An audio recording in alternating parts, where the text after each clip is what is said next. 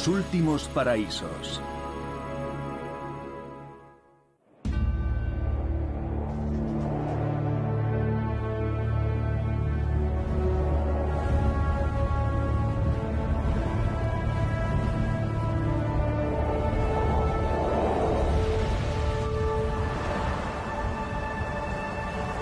El aliento del Ártico, el norte salvaje. La aurora boreal bajo el círculo polar ártico en el Parque Nacional de Wapusk, en Manitoba, Canadá.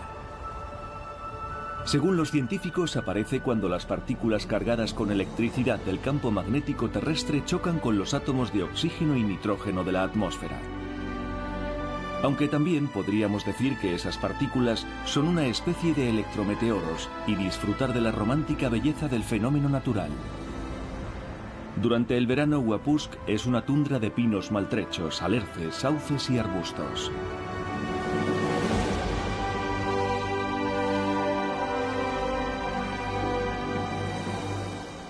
El 50% de la región está formada por lagos, pantanales y ciénagas con abundante líquen y musgo. El Parque Nacional y la zona que lo rodea constituyen el humedal más extenso de Norteamérica.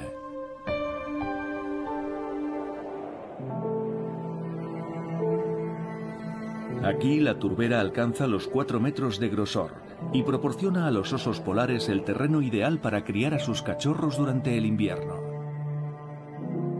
Más de 1000 osos polares comparten este territorio con otros animales como el caribú, el zorro polar y varios tipos de aves.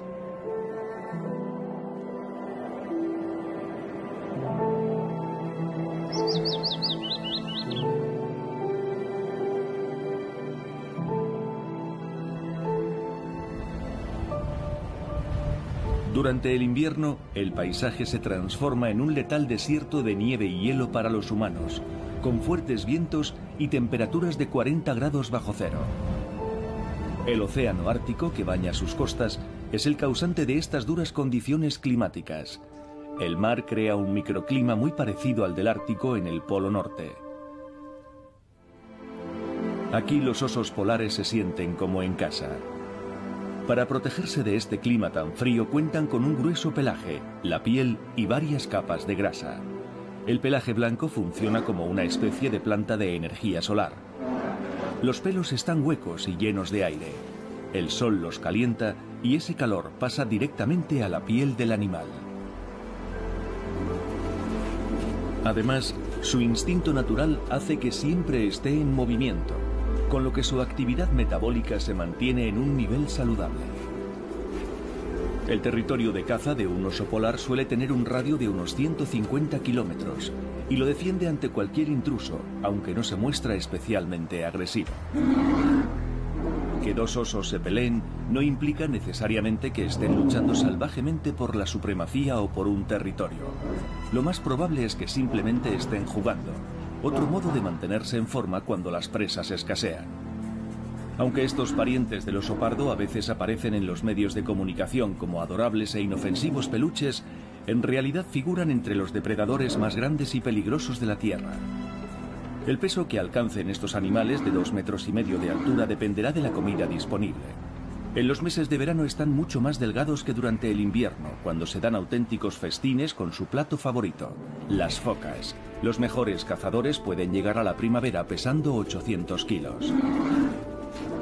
Si alguien cree que por medir 2,5 metros estos plantígrados son torpes y lentos, está cometiendo un error fatal. En carreras cortas alcanzan los 30 kilómetros por hora.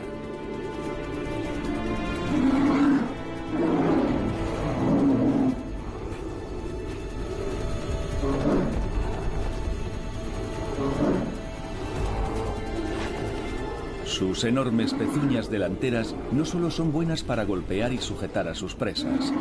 En el agua se convierten en eficaces remos. Los osos polares tienen varias capas de piel entre los dedos y las patas traseras también sirven como timones.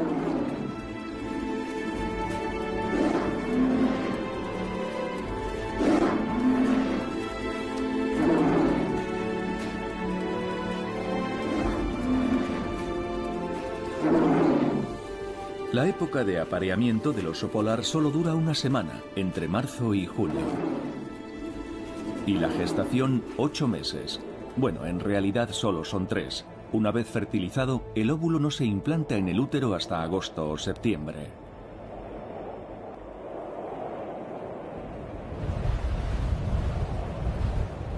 Los oséznos nacen entre noviembre y enero.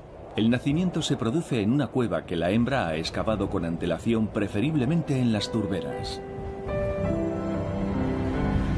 El Parque Nacional Huapusk es una de las zonas de cría de osos polares más importantes de todo el Ártico. Y dentro del Parque Nacional, la bahía de Hudson es donde hay más oseras. Otras regiones donde también se localizan bastantes cuevas son Groenlandia, Spitsbergen y Siberia. La madre amamanta a los oséznos hasta que tienen 1 año y medio o 2 años y medio. Durante ese tiempo les enseña a cazar y otras normas básicas de comportamiento como la higiene. Después se quedan solos. Hasta el momento de la despedida, la osa polar es una madre muy cariñosa que mueve su extraordinaria mole con mucho cuidado para no aplastar a sus crías.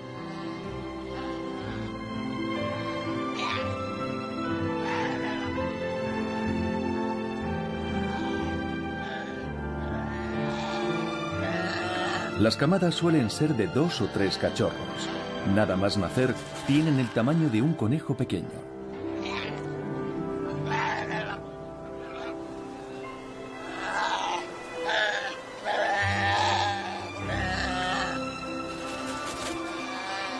Con la independencia llega la dura batalla por la supervivencia.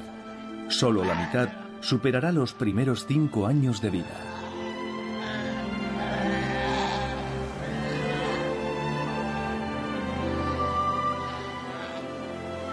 Si un oso polar en estado salvaje llega a la edad adulta, puede vivir hasta 30 años.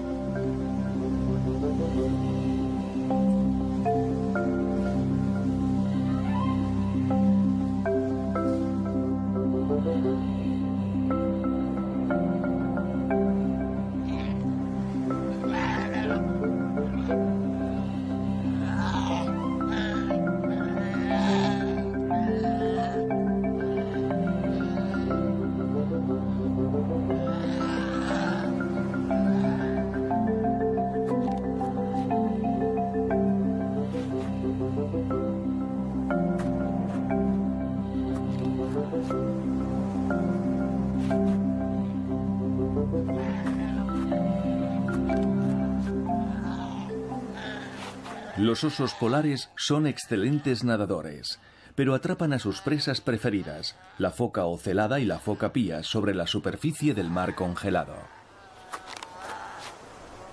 El festín del oso comienza con la estación de cría de las focas, en enero y febrero. Durante este tiempo, las presas del cazador blanco se alejan de la orilla del mar y se adentran en el hielo para parir a sus crías.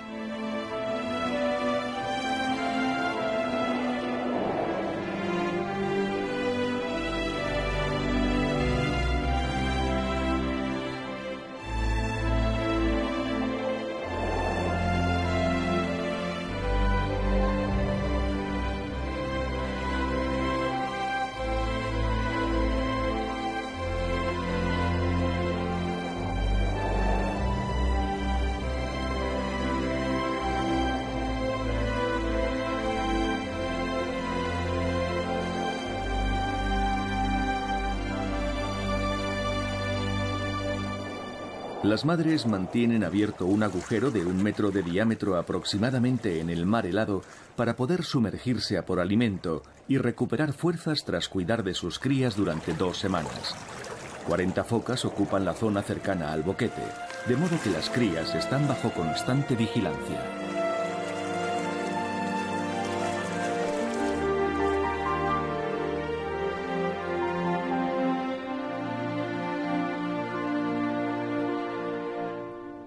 Pero las madres siempre regresan para alimentar a sus crías durante otros 10 días y para asegurarse de que todo sigue su curso natural.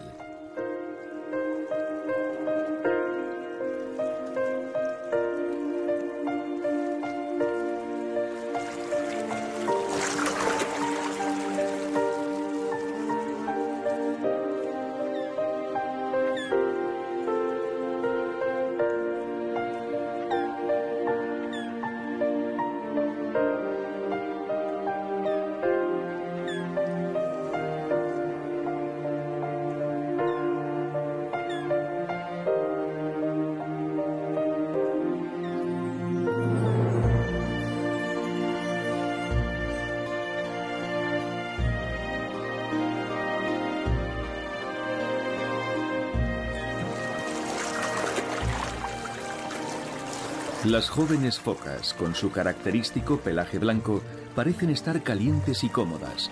Sin embargo, aún no han desarrollado suficientes capas de grasa. Por eso regulan la temperatura de su cuerpo a través de los temblores. Después de 2 semanas, el pelo blanco comienza a transformarse en el pelaje impermeable de los adultos. Solo cuando han cambiado el pelo por completo, estarán preparadas para permanecer en el agua durante largos periodos de tiempo. Hasta entonces, solo se darán baños cortos.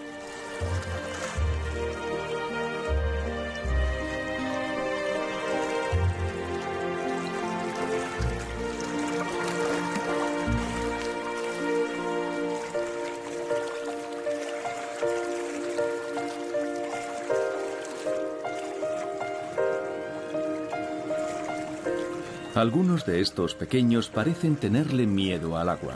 De hecho, al principio, las focas no son muy buenas nadadoras. Es una habilidad que deben desarrollar poco a poco durante sus cortas excursiones a través del agujero en el hielo. Las reacciones de las madres al temor que muestran las crías varían. Algunas tiran de la joven foca hasta que cae al agua. Otras prueban suerte con delicados y pacientes empujones. Los adultos saben que no tienen elección. El agua es el único lugar donde estarán a salvo de depredadores como el oso polar. En la costa acechan orcas y tiburones. Incluso las morsas pueden ser una amenaza.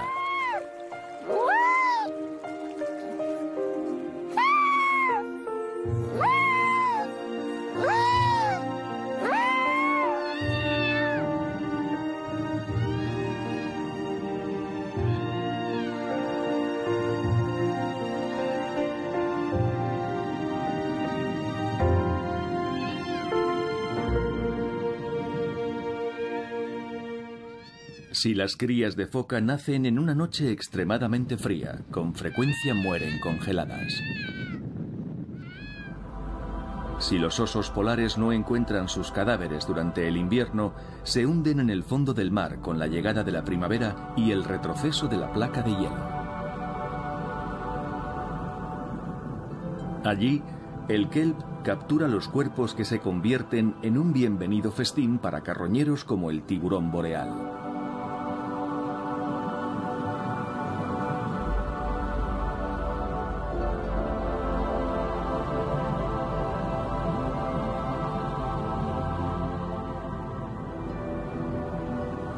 Poco se sabe de este escualo, también llamado tiburón de Groenlandia, pero estudios recientes han revelado que puede vivir hasta 200 años. Los ejemplares adultos alcanzan los 8 metros de largo y pesan más de 2 toneladas.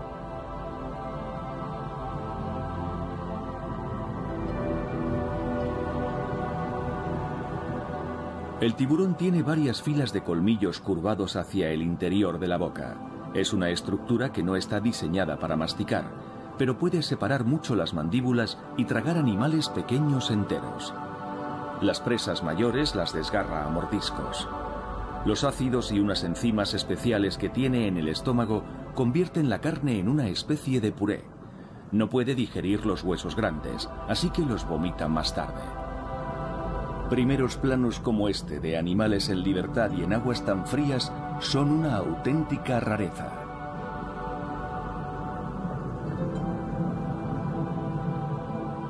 Un grupo de investigación formado por científicos americanos y canadienses está estudiando a los tiburones de Groenlandia de la bahía de Baffin. Han colocado un transmisor en un ejemplar para seguir su migración y conocer qué profundidades alcanza. Los primeros resultados son asombrosos. Con una velocidad media de solo 2,5 kilómetros por hora, estos animales son los tiburones más lentos del planeta. Pero a pesar de todo, son capaces de sumergirse a varios miles de metros de profundidad. A juzgar por los restos óseos de un joven oso polar extraídos del estómago de un tiburón de Groenlandia, es razonable pensar que estos gigantes también buscan presas de mayor tamaño que las focas.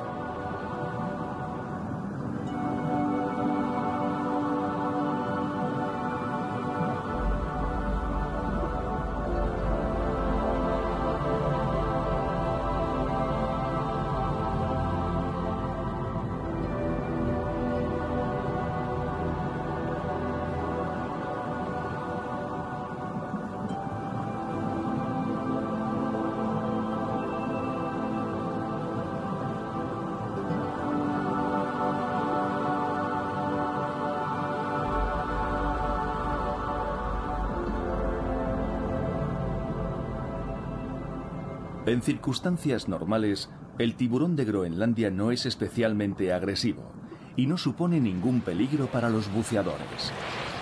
Las morsas son otra historia. Aquí hay una pequeña colonia. En total, en el Atlántico viven unos 20.000 ejemplares. Estos mamíferos encuentran lugares idóneos donde descansar en las incontables islas de la bahía de Hudson y a lo largo del Paso del Noroeste, en el extremo norte del estado canadiense de Nunavik. Los machos reaccionan de forma violenta ante cualquier animal que identifiquen como posible enemigo. Y tampoco se andan con muchos miramientos cuando se trata de resolver algún conflicto interno. Los fotógrafos corren grave peligro cuando los osos polares se acercan al borde del hielo en busca de focas o crías de morsa. Y si se trata de una madre con sus oseznos, el ataque está casi garantizado. Probablemente piense que los buzos son focas adultas o una amenaza para sus cachorros, así que hay que alejarse rápidamente, y eso vale tanto para las personas como para las morsas.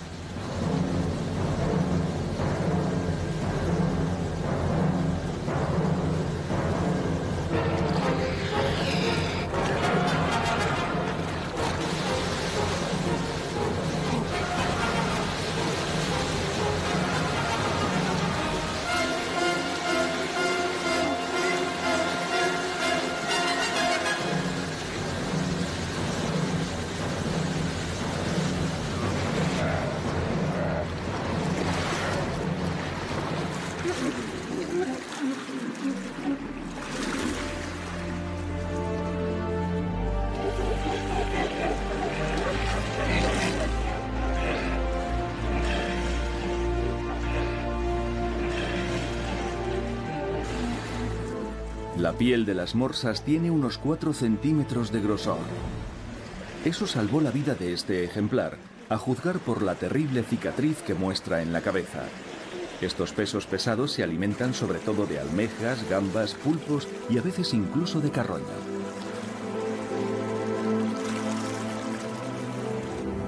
El océano Ártico es rico en alimento. Por eso la beluga no es la única interesada en aprovechar la abundancia de peces. Cuando baja la marea, el mar deja al descubierto 11 kilómetros de costa. Las morsas viejas u otras criaturas que se hayan quedado varadas están indefensas contra depredadores como el oso polar. Los osos se contentan con aprovechar la carroña que les deja la marea. Raramente pelean entre ellos, así que estas zonas son normalmente lugares tranquilos.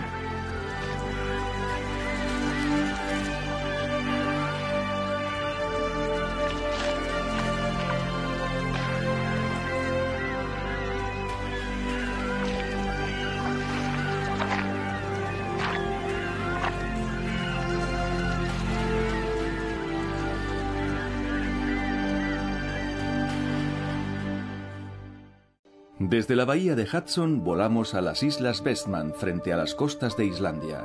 Se trata de un grupo de 30 islas volcánicas, arrecifes y rocas que se elevan sobre el agitado Atlántico Norte.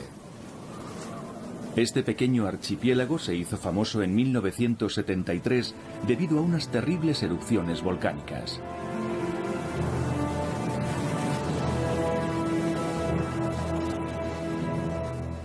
Aquí, en los escarpados acantilados, es donde el frailecillo atlántico tiene su hogar. Estos pájaros, con coloridos picos similares al de los loros, son del tamaño de una paloma y pertenecen a la familia de los Alcidae. solo viven en el hemisferio norte. Suelen anidar en las costas de las islas del Atlántico Norte y en el Océano Ártico Occidental. Es fácil encontrarlos en el continente americano, desde Maine a la península del Labrador, Groenlandia, la bahía de Baffin y aquí, en las costas de Islandia.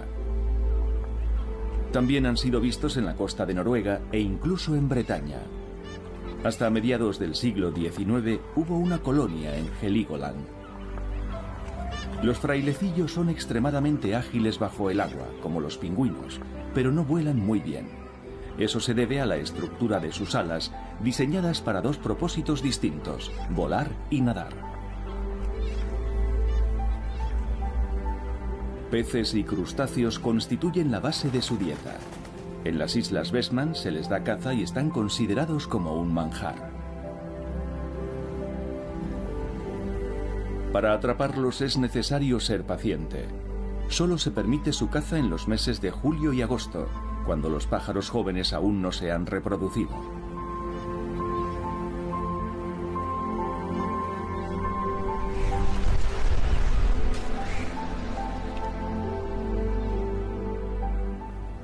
No se fija en las aves de mayor edad.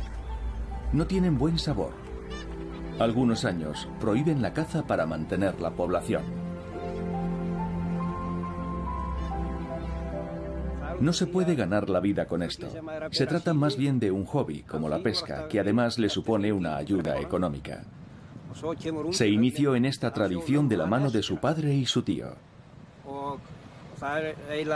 Utiliza una red de mango largo para no capturar a otros animales o pájaros de más edad, aunque eso limite el número de aves que caza.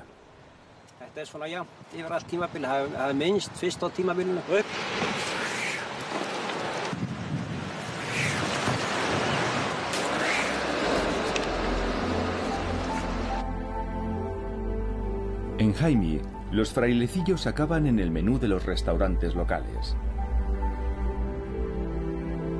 Varios establecimientos ganan un buen dinero a su costa. En lugar de pechuga de pollo o de pavo, sirven la carne de este pájaro de pico colorido. Su carne no se parece a la de las aves de corral, recuerdan más al hígado.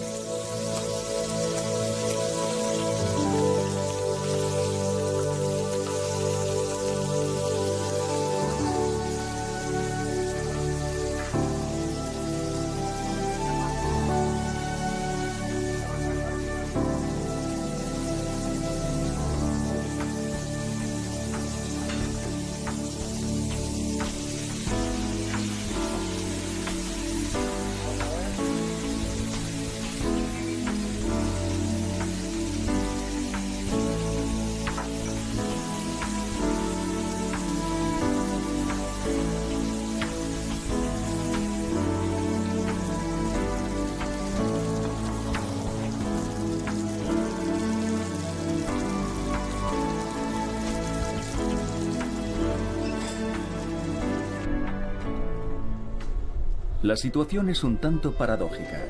Mientras que algunos cazan y comen frailecillos, otros muchos habitantes de las islas Westman se esfuerzan en protegerlos, sobre todo a los pollos. Los primeros intentos de alzar el vuelo desde los acantilados con frecuencia acaban en dolorosos aterrizajes forzosos cerca de los pueblos. Y a veces, cuando escasean los peces, se acercan a las casas en busca de comida. Los defensores de estas aves los recogen y los vuelven a soltar en la playa. Las colonias de frailecillos también constituyen un lugar perfecto para que los científicos los observen. Los primeros estudios intentan analizar cómo se adaptan los animales del norte al calentamiento del océano y a la sobrepesca. Uno de los datos más interesantes apunta a que los frailecillos se alimentan cada vez más de peces aguja en lugar de otras especies que antes abundaban en las aguas costeras septentrionales.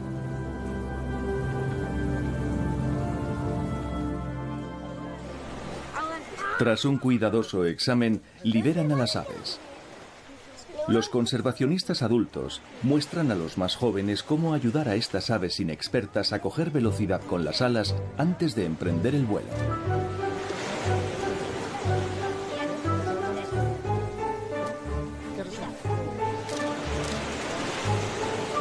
Lyftiðinni bara upp, aftur og aftur og látið sjóin vera hérna að þegar þið steppið. Þannig að hún lendir ekki bara beint í fjörunni. Eins og núna. Prófaðu nú. Látið sjóin koma nær. Svo.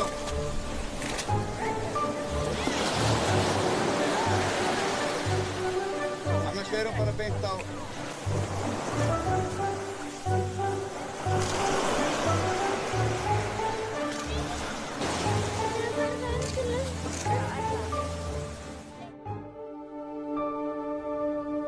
Nuestro viaje nos lleva más al oeste, al continente europeo. El destino de nuestro vuelo es Noruega, la tierra del agua y las montañas. Este característico paisaje, compartido por Suecia y Finlandia, está situado en la parte occidental de un segmento de corteza de rocas muy antiguas, llamado Escudo Báltico, que se extiende hasta los Urales y Ucrania. Algunos científicos calculan que se creó hace entre 1500 y 3500 millones de años, en la misma época en la que surgieron las montañas laurentinas en Canadá, cuando la corteza de la Tierra comenzaba a enfriarse. Se cree que por aquella época los picos más altos de estas montañas alcanzaban los 10.000 metros sobre el nivel del mar. Con el paso de millones de años, la cadena montañosa fue decreciendo debido a la erosión y a la actividad de los glaciares durante las diferentes glaciaciones.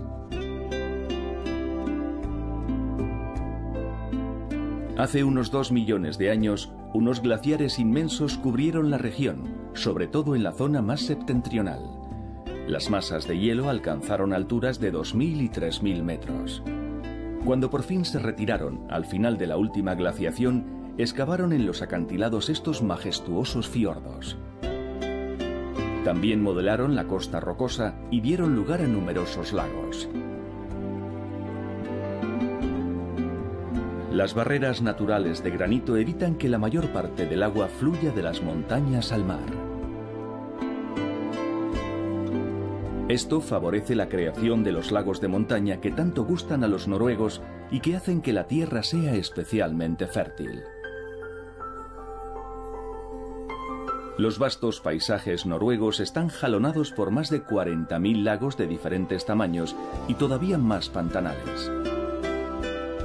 Por supuesto, la naturaleza noruega es mucho más que un romántico y bucólico paisaje. Es también el hábitat del reno y de grandes manadas de cabras salvajes, entre otros animales. La cálida corriente del Atlántico Norte, que mantiene casi toda la costa libre de hielo, hace posible que los rebaños pasen todo el año en los prados.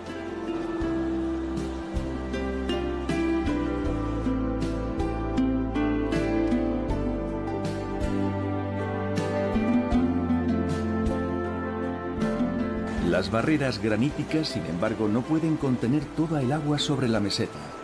Al final, siempre encuentra la forma de llegar a los valles.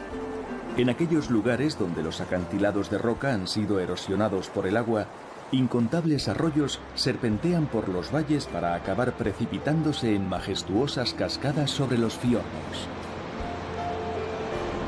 Las cabras se sienten especialmente cómodas en estas laderas, y los valles reverdecen con el agua en suspensión de las cataratas.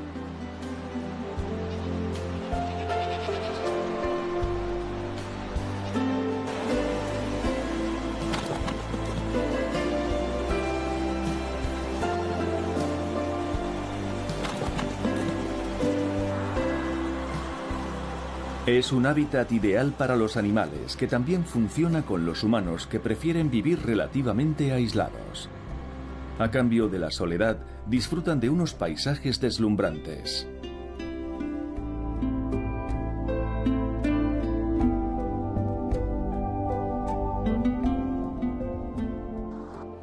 Los cruceros por el laberinto de fiordos se han convertido en un viaje muy popular entre los turistas, aunque quizá algo caro.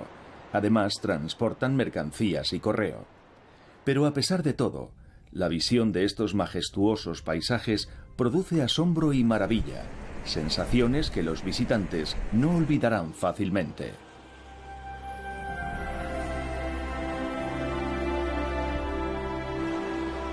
En Olden se ofrece al viajero la posibilidad de conocer la zona que rodea la ciudad. A finales de la primavera, los turistas suelen visitar numerosas cataratas y glaciares.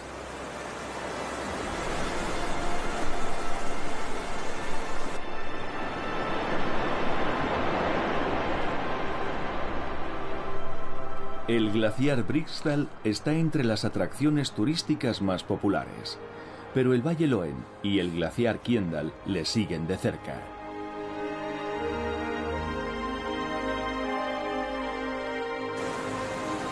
El agua del glaciar que cae al valle se puede beber sin ningún problema. Y aquellos que no piensan viajar hasta Noruega pueden igualmente saciar la sed con el agua de Olden en sus propias casas.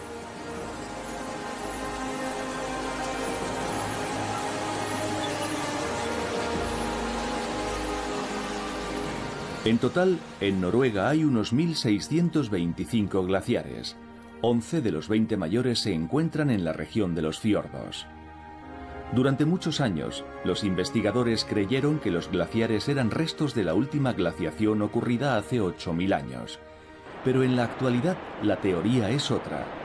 En torno al año 500 a.C., la temperatura en Europa subió tanto que todos los glaciares se derritieron por completo. Solo después, cuando el clima se enfrió de nuevo, se volvieron a formar. Si esta teoría es correcta, muchos de los glaciares gigantes son todavía muy jóvenes en términos geológicos. La proximidad de Noruega a la cálida corriente del Golfo y la protección que ofrecen los fiordos ante las duras condiciones climáticas del Atlántico Norte hacen que durante el verano se disfrute de temperaturas muy agradables en los valles, aunque las cimas de las montañas conserven su manto nevado. La intensidad de los rayos de sol sobre las empinadas laderas y sobre los valles permite a los agricultores de la zona cultivar cierta variedad de árboles frutales.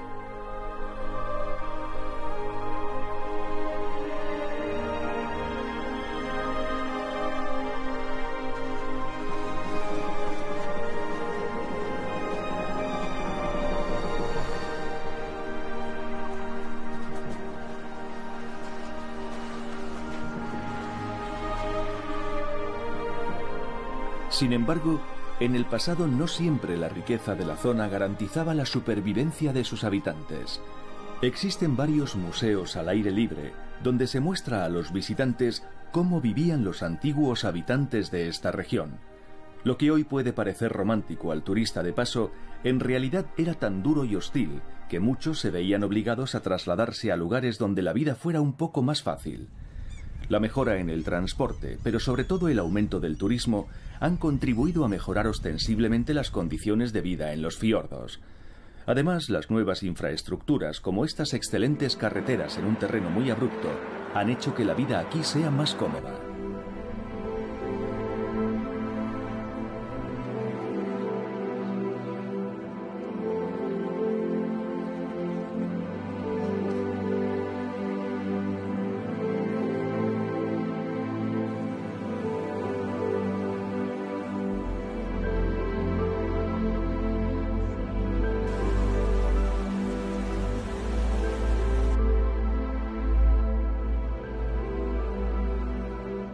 El cambio climático también afecta a los noruegos, pero parece traerles más ventajas que inconvenientes. Si consideran cómo era su vida en el pasado, quizá no encuentren tan terrible el calentamiento global y aprendan a aceptar la continua fluctuación de las fuerzas de la naturaleza.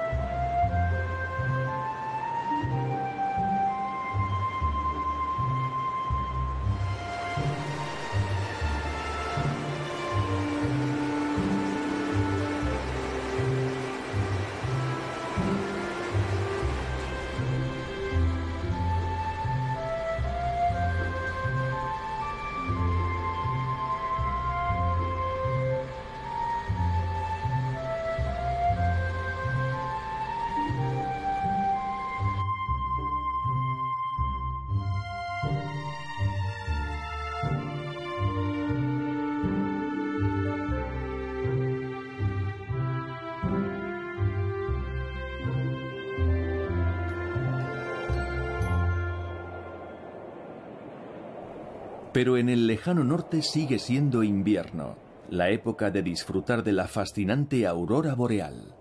Para los cámaras, eso significa que hoy el trabajo comienza al anochecer. La idea es filmar primero a las orcas en su elemento con cámaras especiales. El equipo ya lo ha intentado antes, pero sin éxito. Una orca mordió el cable del que colgaba la cámara torpedo. Ojalá esta vez sea diferente.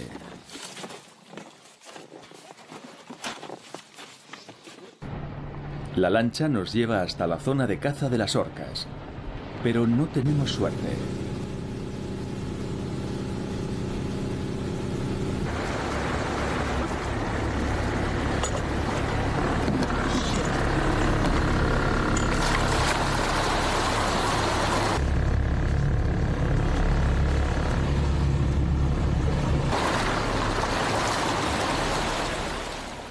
Apenas sumergimos las cámaras en el agua cuando el tiempo cambia.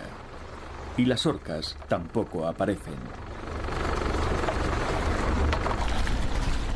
Esto obliga al equipo a regresar a puerto y a realizar difíciles maniobras de atraque con un mar picado.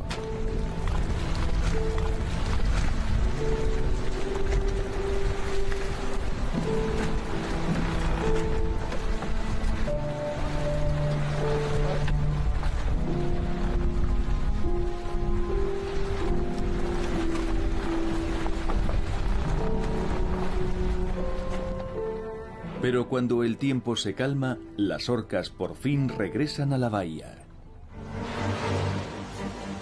Las orcas solo comen carne. Se alimentan de peces, mamíferos marinos como focas y a veces de otras ballenas. Las de esta zona se han especializado en ciertas presas y con el paso de los años han desarrollado estrategias únicas para atraparlas. Los cámaras se sienten optimistas. Esta vez tiene que salir bien. Y así es. Algunos ejemplares se muestran curiosos.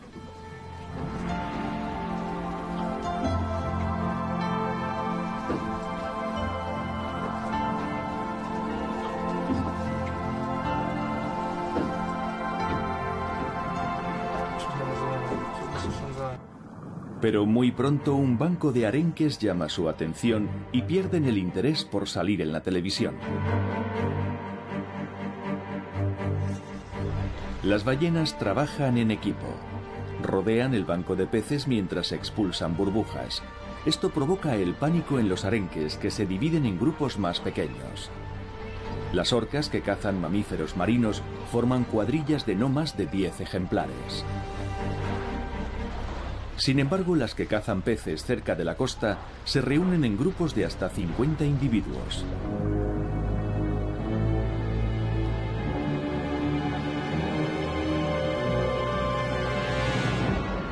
Las orcas atacan.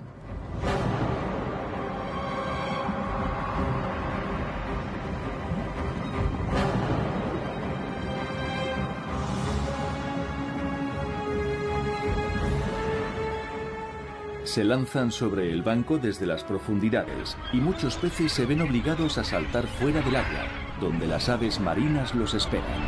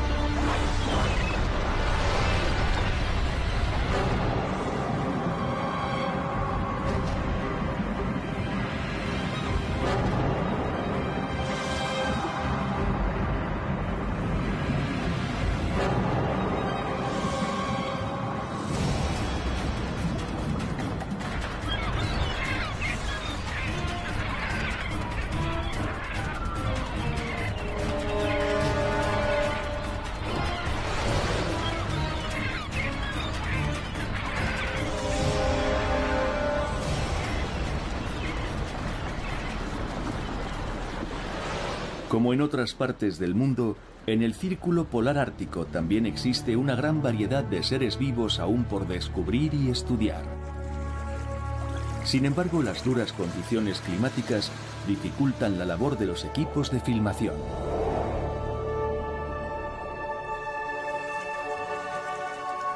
Gracias al calentamiento global, ahora mismo la región está viviendo un sorprendente ajuste. La probada adaptabilidad de los animales, sin embargo, hará posible que sobrevivan también bajo estas nuevas condiciones.